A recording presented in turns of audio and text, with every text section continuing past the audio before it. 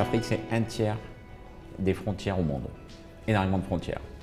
Des espaces différents à contrôler, des difficultés à les contrôler, et surtout un coût énorme pour les contrôler. Donc la gestion intégrée des frontières, c'est surtout le fait d'avoir la meilleure qualité de contrôle aux frontières avec un coût raisonnable. Voilà ce que c'est la gestion intégrée des frontières. Et pour cela, on a inventé la participation, la coopération entre les services, la coopération avec les pays voisins, la coopération régionale, la coopération internationale. Tout cela pour faire une espèce de maillage en matière de contrôle. Pour assurer la sécurité de toute cette personne, on doit mettre en place des dispositifs de sécurité. La gestion de contrôle de frontières, c'est des nouveaux postes frontières, des nouveaux types de contrôle, des nouveaux espaces de surveillance ou de zones de surveillance. C'est vivre ensemble, en harmonie, mais en sécurité pour tout le monde. Voilà ce que c'est.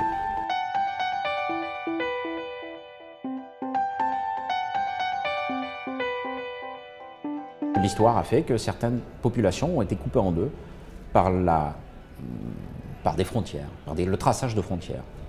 Voilà un peu la problématique, c'est-à-dire quelle est la meilleure solution pour que ces populations ne soient pas l'objet de tracasseries en passage frontière, qu'elles puissent aisément passer de l'un à l'autre, puisqu'elles ont leur habitude dans cette région, et que pour elles, après tout, le passage d'une frontière, elles conçoivent qu'elles passent sur un autre territoire, mais dans le fond, elles vont aussi vers leur famille qui se trouve de l'autre côté. C'est pour cela qu'on réfléchit toujours sur ces populations frontalières pour qu'ils puissent aisément passer de l'un à l'autre sur des zones qui seraient préalablement décrites.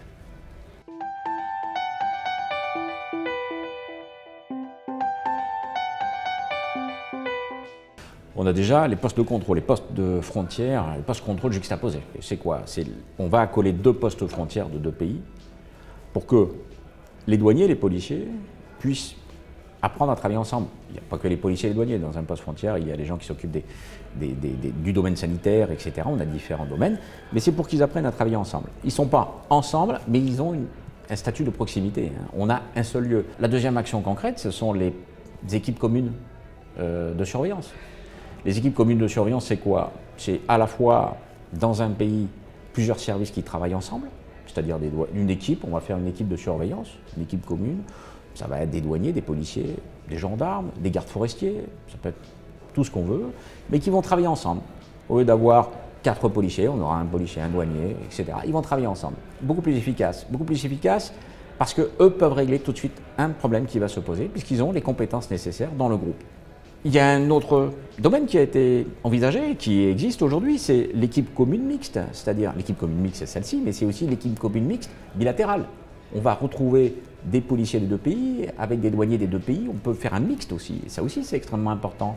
Donc c'est intéressant, parce que ça permet aux gens de travailler ensemble, de comprendre les difficultés des uns et des autres, et de pouvoir instaurer une confiance mutuelle.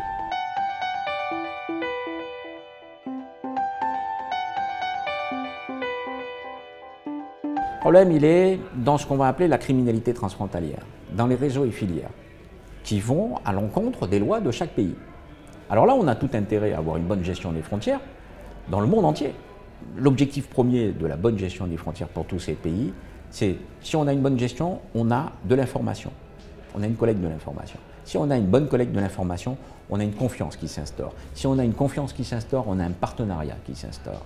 Et à ce moment-là, on peut mieux travailler. On peut mieux lutter contre les phénomènes mondiaux de la criminalité transfrontalière.